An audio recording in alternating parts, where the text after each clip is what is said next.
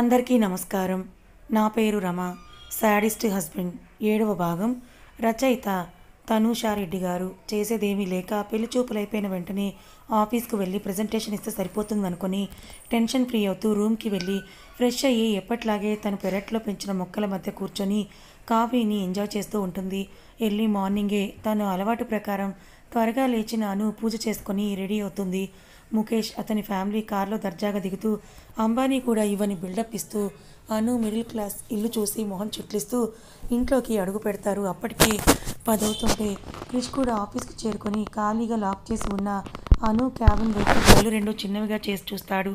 నెమలి రంగు చీరలో లూజ్గా అల్లిన జడకి మల్లెపూలు సింపుల్గా రెడీ అయిన అను కాఫీలు ఉన్న ట్రే పట్టుకొని ఒద్దికగా అడుగులో అడుగు వేసుకుంటూ ముందుకు వచ్చి ట్రే పెడుతుంది. ముఖేష్ అయితే అనును చూసిన వెంటనే పడిపోయి కరువు బ్యాచ్ వల్లే ఆమె వైపే కన్ను కూడా ఆర్పకుండా చూస్తుంటే తల్లి జ్వాల, తండ్రి ఆదిశేష్ కూడా అమ్మాయి బాగుందని ముచ్చట పడిన కట్నం విషయంలో మాత్రం గట్టిగా అడగాలని నిశ్చయించుకుంటారు. నీ పేరేంటమ్మాయి అని జ్వాల పొగరుగా అడుగుతుంది. అనురాధ అని అను చెప్తే ఉద్యోగం పెళ్ళయ్యాక మానేయాలి, ఇంట్లో పనులు చేసుకుంటూ నేను చెప్పినట్లుగా కుక్కిన పెయిన్లా పడి ఉండాలి, అలాగైతే నీ సంబంధం కుదురుతుంది జ్వాల తెచ్చిన స్వీట్స్ని నోట్లో కుక్కుంటూ అంటుంది. భాస్కర్ ఏంటి ఇవి ఇలా మాట్లాడుతున్నారని సంబంధం తెచ్చిన మధ్యవర్తి వైపు చూస్తూ అంటాడు చిన్నగా. మధ్యవర్తి బాగా సెటిల్ అయిన ఫ్యామిలీ, అబ్బాయికి నెలకి ₹1,00,000 జీతం, కాకపోతే ఆవిడకి కొంచెం డబ్బుందన్న అహం అంతే అని అంటాడు. జ్వాల కట్నం ఏమాత్రం ఇస్తారో అది కూడా చెప్తే బాగుంటుందని అంటుంది. మొగుడు కొడుకు మౌనవ్రతం చేస్తుంటే అనులో సహనం అట్టడుగుకు చేరడంతో విసుగ్గా చూస్తుంటుంది. భాస్కర్ మాకున్నంతలో నేర్చుకోగలము అని అంటాడు. అను ఒక్క నిమిషం మీరు ఆగండి నాన్న అని. ఏంటి ఏమన్నారు? కుక్కిన పెన్లా ఉండాలా? ఎందుకు ఉండాలి? అసలు పెళ్ళే సెట్ అవ్వలేదు, అప్పుడే ఇంత పొగరు చూపిస్తున్నారు, మీకు తూగే సంబంధం వెళ్ళి వెతుక్కోండి అని అను ఘాటుగా సమాధానం చెప్పి రూమ్కి వెళ్ళిపోతుంది. మొబైల్ చూసుకుంటున్న తనకి అప్పటికే క్రిష్ నుంచి 10 మిస్డ్ కాల్స్ కనిపించగానే గుండె కడుపులోకి జారుతుంది. ఏంటండి మంచి సంబంధం అని మేము ఒక్క మెట్టు కిందకు దిగి వస్తే మీ అమ్మాయి ఇంత పొగరబోతు అని అస్సలు అనుకోలేదు, ఇలాంటి పొగరబోతు పిల్ల మాకు కూడా అవసరం లేదని. ముఖేష్ వాళ్ళని చూసి లేవరా, ఇలాంటి ఇంటికి మనం పిల్లనడడానికి వచ్చాం చూడు, అది మందే తప్పు, లేవండి అని అంటుంది. అంతవరకు సహనంగా ఉన్న భాస్కర్ చాలే ఆపవమ్మ, సైలెంట్గా ఉన్నానని నీ ఇష్టం వచ్చినట్లు మాట్లాడుతున్నావు, కోడలి కోసం వచ్చావు అనుకున్నా, కానీ నీకు కావాల్సింది చెప్పిన పని తలదించుకొని చేసే పని మనిషిని ఇప్పుడే అర్థమైంది. మీరు చెప్పింది ఏంటి? నేను చెప్తున్నా, ఈ సంబంధం మాకొద్దు, వెళ్ళండి ఇంకా అని గుమ్మం వైపు చేయి చూపిస్తాడు. అవమాన భారంతో బుసకొడుతూ జ్వాల విత్ ఫ్యామిలీ వెళ్ళిపోతారు. వెళ్తున్న వాళ్ళని చూసి ఏంటండి మీరు కూడా అనులాగే ఆవేశంగా మాట్లాడారని విశాల అంటే, ఇప్పటికే చాలా ఓపికగా ఉన్నాను విశాల, నా ముందే నా కూతుర్ని పొగరబోతని అన్నది, అలాంటి వాళ్ళింటికి నా గొంతులో ప్రాణం ఉన్నంత వరకు నా కూతుర్ని కోడలుగా పంపరని బ్యాంక్కి లీవ్ పెట్టడం వల్ల బయటకు వెళ్ళిపోతారాయన. అను అప్పటికే మోగుతున్న ఫోన్ను చూసి హలో అని అనగానే అను ఎంతసేపే కాల్ లిఫ్ట్ చేయడానికి అని కావ్య అంటే ఆమె గొంతులో కంగారు కొట్టొచ్చినట్లుగా కనిపిస్తూ ఉంటే భయంతో ఏమైంది కావ్య అని అను అడుగుతుంది. సార్ నిన్ను అడిగారు, రాలేదని చెప్పాను, చాలా కోపంగా ఉన్నారు అను అని కావ్య అంటే గుటకలు మింగుతూ ఉంటుంది. అను ఇప్పుడే వస్తున్నా అని అను అంటే కావ్య సార్ ఆఫీస్ నుండి బయటికి వెళ్ళిపోయారు అని చెప్తుంది. ఆ మాటకి ఎక్కడికి వెళ్ళారని బ్యాగ్ తీసుకుంటూ అడుగుతుంది అను. ఏమోనే తెలియదని కావ్య అంటే సరే నేను వస్తున్నా అని హాల్లోకి వచ్చి గోడకు ఉన్న క్లాక్ వైపు చూస్తుంది. అప్పటికే టైం 12 అవుతుంటే అమ్మ నేను ఆఫీస్కి వెళ్తున్నా, నాన్న ఎక్కడని అడుగుతుంది స్కూటీ కోసం. అక్క నాన్న అలా బయటికి వెళ్ళి వస్తానని వెళ్ళారని కిట్టు అంటే సరే కిట్టు నేను క్యాబ్లో వెళ్ళిపోతాను, నాన్న వస్తే చెప్పేయి అని స్పీడ్గా వెళ్ళిపోతుంది. ఆఫీస్కి వెళ్ళిన అనుకి క్రిష్ క్యాబిన్లో కనిపించకపోయేసరికి ప్రజెంటేషన్ కోసం ప్రిపేర్ అయ్యి ముందే పెన్ డ్రైవ్లో సేవ్ చేసిన డేటా చెక్ చేసుకుంటూనే క్రిష్ క్యాబిన్ వైపు చూస్తుంటుంది. ఎంతసేపటికి రాకపోయేసరికి ధైర్యం తెచ్చుకొని క్రిష్ నెంబర్కి డయల్ చేస్తుంది. హలో అని బేస్గా వినిపించిన క్రిష్ వాయిస్కి సార్ అది ప్రజెంటేషన్ ఇవ్వాలని చెప్పారు కదా, నేను ఆఫీస్లో మీకోసం వెయిట్ చేస్తున్నా అని అను అంటుంది. ఓహో తమరా, మీ పెళ్లి చూపులు అయ్యాయా అని వెటకారంగా అడుగుతూ నువ్వు తీరిగ్గా వచ్చినప్పుడే నేను నా పనులన్నీ ఆపుకొని వచ్చి తమరిచ్చే ప్రజెంటేషన్ వినాలా అని క్రిష్ సర్కాస్టింగ్గా అంటే సారీ సార్, ఒకసారి నేను చెప్పేది కూడా వినండి అని అను ఏదో చెప్పబోతూ ఉంటే ఎనఫ్ అని క్రిష్ అంటూ సరే నేను చెప్పిన ప్లేస్కి రా, వచ్చి పెన్ డ్రైవ్ ఇచ్చేసి వెళ్ళు అని క్రిష్ అంటాడు కన్నింగ్ స్మైల్తో నవ్వుతూ. లొకేషన్ని చూసుకొని వేరే దారి లేక అను క్యాబ్ పట్టుకొని క్రిష్ చెప్పిన ప్లేస్కి వెళ్తుంది. కొత్త స్క్రిప్ట్ వినడం కోసం డైరెక్టర్కి ఛాన్స్ ఇచ్చిన క్రిష్ ఇల్లు కాకుండా తన కోసం కొన్న ఒక విల్లాలో రెడీ చేసుకుంటూ ఉంటాడు. ఒంటరిగా ఉండాలనిపించినప్పుడు ఎక్కువగా క్రిష్ అక్కడే ఉంటాడు. వాచ్మెన్ నిండుగా హుందాగా ఉన్న అనుని చూసి ఎవరు కావాలమ్మా అని అడుగుతాడు. అభిరామ్ కృష్ణ సార్ని కలవాలి. సార్ ఉన్నారా అని అను అడిగితే ఉన్నారమ్మా వెళ్ళు అని గేట్ ఓపెన్ చేస్తాడు. పెద్ద గేట్ ఓపెన్ చేయగానే ఇంటి ముందున్న కార్లను చూసి బిక్కుబిక్కుమంటూ హాల్లోకి వెళ్తుంది. పిన్ డ్రాప్ సైలెన్స్గా ఉన్న విశాలవంతమైన హాల్ రిచ్ ఫర్నిచర్ని చూస్తూ క్రిష్ కోసం వెతకడం స్టార్ట్ చేస్తుంది. స్టెప్స్ ఎక్కుతూ ఒద్దికగా కట్టిన నెమలి రంగు చీరలో బారెడు జడలో మల్లెలు ముక్కుని వాటి పరిమళాలతో రెచ్చగొడుతూ ఉంటే నిండు జాబిల్లాగా ఉన్న అనుని వెనక నుండి చూస్తూ వెల్కమ్ మిస్ పొగరు అని అంటూ క్రిష్ కిందకు వస్తూ మేడ్కి కాఫీ తీసుకునిరా అని చెప్పి కూర్చో అని చేత్తో సోఫా వైపు చూపిస్తాడు. పర్లేదు సార్ అని మీరు అడిగిన పెన్ డ్రైవ్ అని బ్యాగ్లో నుంచి తీసి క్రిష్ ముందర పెడుతుంది. తన ఆ టేబుల్ పైన అను వైపు ఒకసారి వియర్డ్గా చూసి దాన్ని చేతిలోకి తీసుకొని నేను నీకు ఇచ్చిన టైం ఎప్పుడూ అయిపోయింది మిస్ అనురాధ అని అంటూ ఉంటే క్రిష్ అను చురుగ్గా ఒక చూపు చూసి సార్ నా పరిస్థితి కూడా అర్థం చేసుకోండి. అయినా నేనేం లీవ్ పెట్టలేదు కదా. మీరు మార్నింగ్ ఇవ్వమన్నారు. నేను ఆఫ్టర్నూన్ నుండి మీకోసం వెయిట్ చేస్తున్నా అని అను అంటుంది. ఎందుకు అర్థం చేసుకోవాలి? నువ్వెవరు అసలు నాకు? నా బ్లడ్ రిలేషనా లేక నా ఫ్రెండా ఆర్ మై గర్ల్ ఫ్రెండ్ అని అను వైపే ఇంటెన్స్డ్గా చూస్తూ అంటే చురుగ్గా చూస్తున్న అను క్రిష్ మాటలకి కోపం వస్తున్నా కావాలని నన్ను ఇలా టార్చర్ చేస్తున్నాడని మనసులో అనుకొని మీ దగ్గర జీతానికి పనిచేస్తున్న ఒక నార్మల్ ఎంప్లాయీని సార్, మీరు ఒకసారి చెక్ చేస్తే నేను వెళ్ళిపోతానని అను అంటుంది. అంత తొందర ఎందుకు మిస్ అనురాధ? వెయిట్ అని కాఫీ కప్ చేతికిస్తాడు. నో థ్యాంక్స్ అని కప్ తీసుకోకుండా అను అంటుంది. ఫస్ట్ టైం నువ్వు నా ఇంటికి వచ్చావు, కాఫీ కూడా తీసుకోకపోతే ఏం బాగుంటుంది అనురాధ, తీసుకో అని కప్ని ఆమె చేతిలో పెడతాడు. సోఫాలో కూర్చొని చిన్నగా కాఫీ తాగుతున్న అను చుట్టూ చూస్తూ మీరొక్కరే ఇంత పెద్ద ఇంట్లో ఉంటారా అని ఇన్నోసెంట్గా అను అడుగుతుంది. పెన్ డ్రైవ్ ల్యాప్టాప్కి కనెక్ట్ చేసి అను రెడీ చేసిన వర్క్ చూస్తున్న క్రిష్ ఆమె మాటలకి తలెత్తి చూస్తూ ఎందుకో ఆ నిమిషం అను అంటే అతనికి పాజిటివ్ ఫీలింగ్ కలుగుతుంది. నో, ఇక్కడ ఎప్పుడైనా రిలాక్స్ అవ్వడం కోసమే వస్తుంటాను. గ్రానీతో అండ్ నా ఫ్యామిలీ వాళ్ళతో కలిసే ఉంటాను ఇంకో విల్లాలో అని అంటాడు క్రిష్. ఓ అని అను అంటే కొన్ని చోట్ల మిస్టేక్స్ ఉండడంతో ఏంటిది అని ల్యాప్టాప్ అనుకు చూపిస్తూ అడుగుతాడు. అను లేచి క్రిష్ పక్కనే కూర్చొని 1 minute సార్ అని వేళ్ళు కీబోర్డ్ మీద టకటక ఆడిస్తూ కలువ రేకుల్లాంటి కళ్ళు రెండు స్క్రీన్ మీద తిప్పుతూ వర్క్ చేస్తూ ఉంటే ఆ క్షణం క్రిష్ మనసు అవుట్ ఆఫ్ కంట్రోల్ అవుతుంది. రెప్ప వేయకుండా చూస్తున్న క్రిష్ తనకి తనే కొత్తగా అనిపిస్తాడు ఆ క్షణం. అను డన్ సార్ అని అంటూ ల్యాప్టాప్ క్రిష్ వైపు తిప్పి చూపిస్తూ అంటుంది. అని తేరుకున్న క్రిష్ సూటిగా తనను చూస్తున్న అను వైపు చూడకుండా ముఖాన్ని తిప్పేస్తూ ఇంకెళ్ళు అని అంటే ఓకే సార్ అని బ్యాగ్ తీసుకొని వెళ్తుంటే వెనక నుంచి ఆమెని చూస్తూ వెయిట్ అని పిలుస్తాడు. తల మాత్రమే వెనక్కి తిప్పి ఏమైంది సార్ అని అడుగుతుంది అను. ఐ విల్ డ్రాప్ యూ అని కార్ కీస్ తీసుకొని తన దగ్గరికి వస్తూ ఉంటే నేను క్యాబ్లో వెళ్ళిపోతాను సార్, మీకెందుకు శ్రమ అని అంటుంది అను. ఆ మాటకి క్రిష్ నేను కూడా ఇంటికే వెళ్తున్నాను, నిన్ను డ్రాప్ చేసే నేను మా ఇంటికి వెళ్తాను పద అని అంటాడు కీస్ తీస్తూ. క్రిష్ ఎలాగో లేట్ అయిపోయింది కదా అనుకుంటూ ఇంకేమీ మాట్లాడకుండా అను కూడా క్రిష్ వెనకాలే నడుస్తుంది కార్ దగ్గరికి. కార్ అన్లాక్ చేసి సీట్ అని చెప్పి క్రిష్ కూడా కార్ ఎక్కుతాడు. కార్లో వెళ్తున్నంతసేపు ఇద్దరి మధ్య పెద్దగా మాటలు దొరలవు. కానీ అనునే సార్ మీరేమీ అనుకోనంటే ఒక మాట అడగొచ్చా అని బెరుగ్గా అడుగుతుంది. వాట్ అని అను వైపు చూడకుండా అంటాడు క్రిష్. ఆ రోజు మై గర్ల్ అని ఆ తెల్లోడి తోలు ఒలిచేశారు కదా, దాని అర్థం ఏంటని అను అడుగుతుంది క్రిష్ వైపు చూస్తూ. ఆమె వైపు కూడా చూడకుండా అది ఆ రోజే అడుగుంటే ఆ రోజే చెప్పేవాడిని అంటాడు బ్లాంక్ ఫేస్ తోటి. అను సార్ కొంచెం ఏసీ ఆఫ్ చేయొచ్చు కదా సార్, బయట చల్లగాలి వీస్తోందని అంటుంది అను.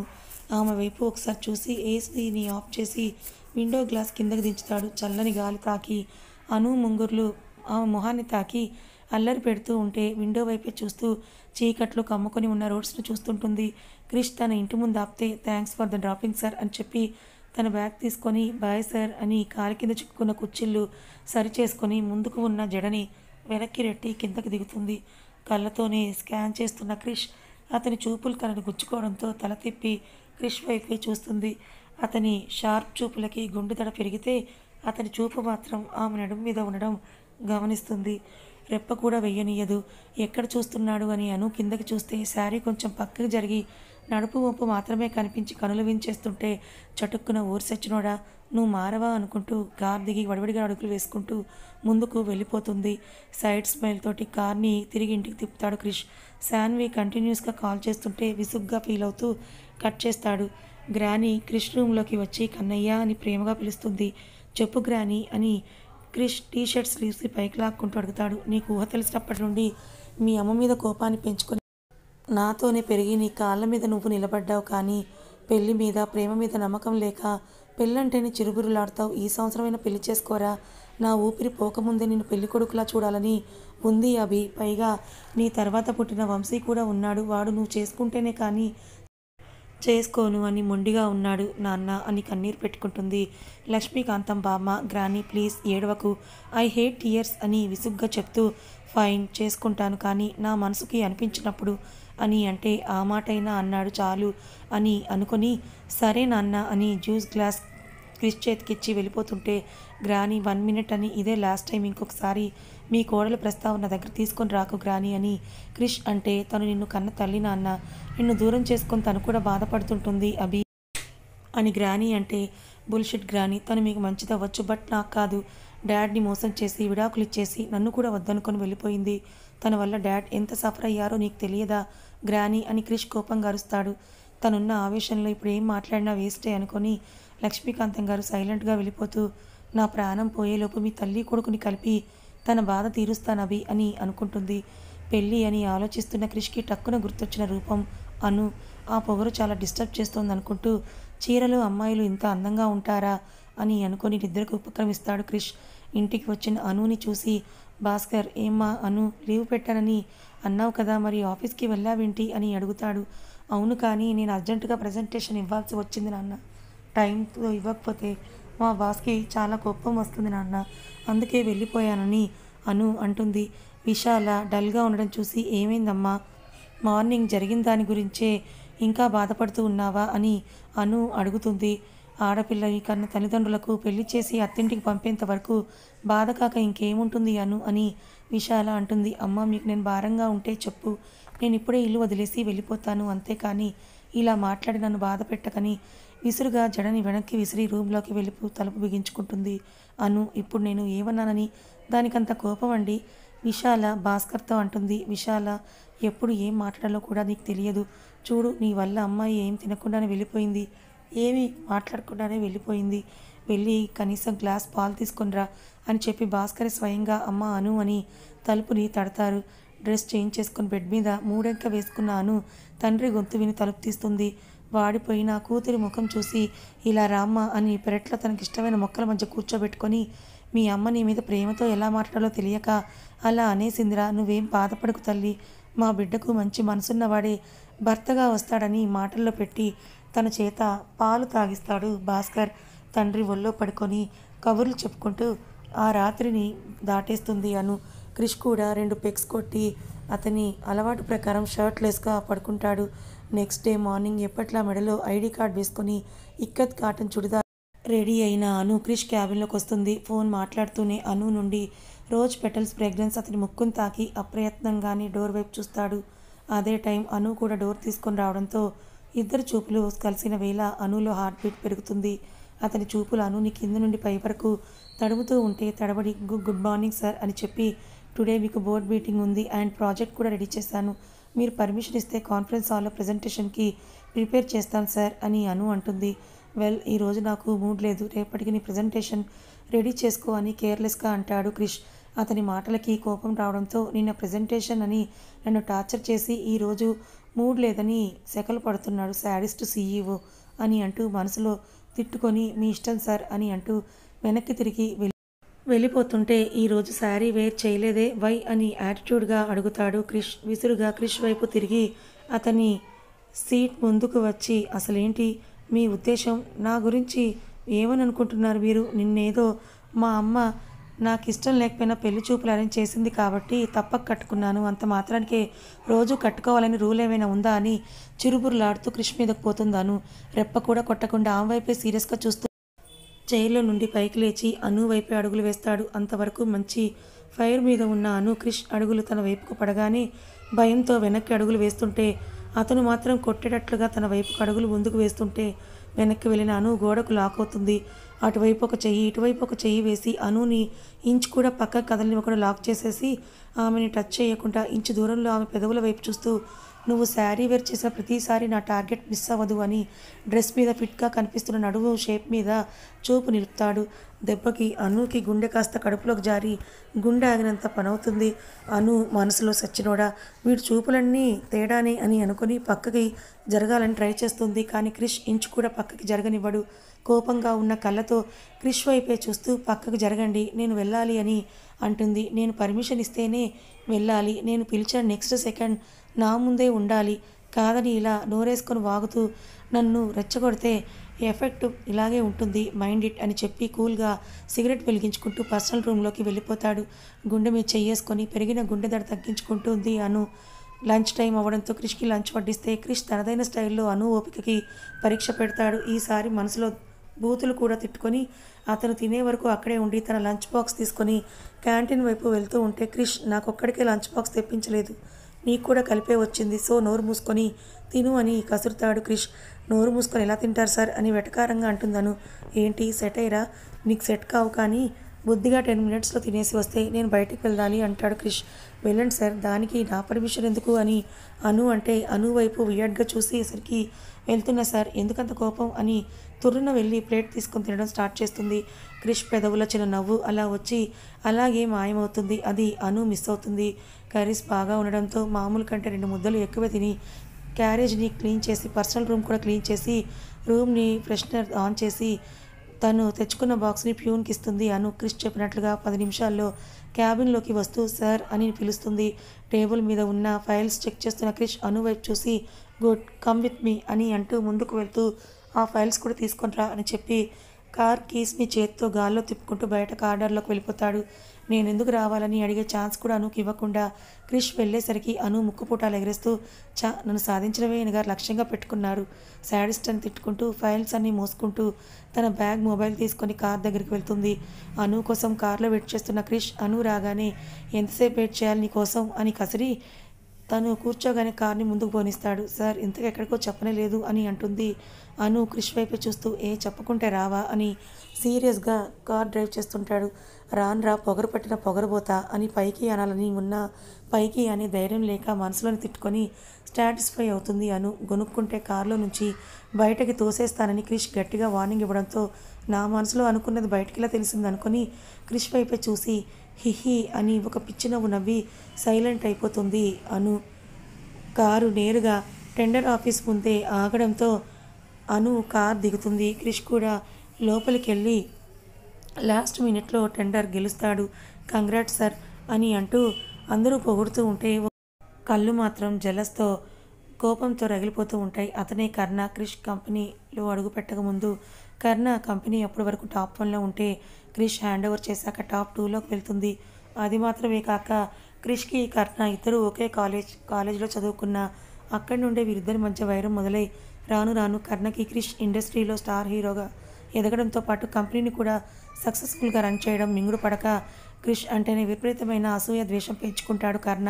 వీళ్ళిద్దరు గొడవ ఏంటనేది ముందు ముందు అప్డేట్స్లో మీకే తెలుస్తుంది. Hello mister Abhiram Krishna, congratulations for your victory అని వంకరగా నవ్వుతూ షేక్ హ్యాండ్ కోసం చెయ్యి ముందుకు చెప్తాడు. చెయ్యి ప్యాంట్ పాకెట్స్ నుండి బయటకు తీయకుండా థ్యాంక్స్ మిస్టర్ కర్ణ అని క్రిష్ బిత్తర్ చూపులు చూస్తుంటే ఫైల్స్ తీసుకో అని కసురుతాడు అనుని. వెళ్తున్న అనుని చూసి వావ్ వాట్ ఏ బ్యూటీ అని మెస్మరైజింగ్గా చూస్తాడు కర్ణ. ఎవరో తెలుసుకో అని అతని మేనేజర్ మున్నాకి చెప్తాడు. ఫైల్స్ తీసుకొని అతని వెంటే అడుగులు వేస్తుంది అను. కార్ డ్రైవ్ చేస్తుంటే సైలెంట్గా ఉన్నాను. ఏమైంది, టెండర్ గెలిచారు కదా, అయినా క్రిష్ సార్ ఎందుకంత కోపంగా ఉన్నారనుకొని సార్ ఈవినింగ్ అవుతుంది కదా నేను ఇంటికి వెళ్ళిపోనా అని అడుగుతుంది అను బెరుగ్గా. కార్ని స్పీడ్ బ్రేక్తో ఆపి అను వైపు సీరియస్గా చూస్తాడు. క్రిష్ చూపులకు 1 నిమిషం భయపడి సైలెంట్గా చూస్తూ ఉంటుంది అను. కమ్ అని కిందకు దిగి ఎవరూ లేని ప్లేస్ అవ్వడంతో దిగి సిగరెట్ వెలిగిస్తాడు. సిగరెట్ పొగ గుప్పుమని అను ముక్కుని తాకుతూ ఉంటే చున్నీతో ముక్కుకి అడ్డం పెట్టుకొని అందం ఒక్కటే ఉంటే సరిపోతుందా, మంచి అలవాట్లు కూడా ఉండాలని మనసులో అనుకొని ఎంతసేపటికి క్రిష్ వచ్చే సూచన కనిపించకపోయేసరికి అభి సార్ అని మెల్లగా స్వీట్గా పిలుస్తుంది అను. ఆ పిలుపు క్రిష్ చెవి కంటే ముందు అతని మనసును తాకి అప్పటి వరకు ఉన్న చిరాకు అంతా మాయమై ఆమె దగ్గరికి వస్తాడు. సూటిగా అను కళ్ళలోకి చూస్తూ ఏం మాట్లాడకుండా సైలెంట్గా ఉన్న క్రిష్ని చూసి అను సూటిగా చూడలేక తల తిప్పేస్తూ ఏమైంది సార్ అని అడుగుతుంది. ఇందాకేమని పిలిచావు నువ్వు అని అడుగుతాడు క్రిష్ ఏ భావము లేకుండా. అది అబ్బీ సార్ అని. సారీ సార్, మీకు ఇష్టం లేకపోతే అలా ఇంకెప్పుడు పిలవను అని అంటున్నాను. భయాన్ని పోగొట్టి ఆమెను దగ్గరికి చెయ్యి పెట్టి లాక్కొని హక్ చేసుకుంటాడు. అసలు ఊహించని ఆ చర్యకి ఎలా రియాక్ట్ అవ్వాలో కూడా అర్థం కాక అను గుండె 100 దాటేస్తుంది. కదులుతున్న అనుని కాంట్ మూవ్ అని గట్టిగా వార్నింగ్ ఇచ్చి అతని మనసులో ఉన్న భారం అంతా కూడా తీరిపోయేలాగా హత్తుకుంటాడు అనుని క్రిష్. కథ ఇంకా ఉంది. క్రిష్ అనుని అసలు ఎందుకు హత్తుకున్నాడు? తన మనసులో ఉన్న భారం ఏంటి? మరి వాళ్ళమ్మ నిజంగానే మోసం చేసి వెళ్ళిపోయిందా? అసలు కర్ణకి క్రిష్కి మధ్య ఉన్న వైరం ఏంటి? మరి కర్ణ అనుని చూసి మెస్మరైజ్ అయ్యాడు కదా, తన పట్ల ఏమైనా చేయబోతున్నాడా? తెలుసుకోవాలనుకుంటే ఛానల్ని ఫాలో అవ్వండి. కథ నచ్చితే లైక్ చేయండి, మరి కొంతమందికి షేర్ చేయండి. ఇలాంటి మరిన్ని మంచి కథల కోసం మన ఛానల్ని సబ్స్క్రైబ్ చేసుకోండి. Thank you so much for watching.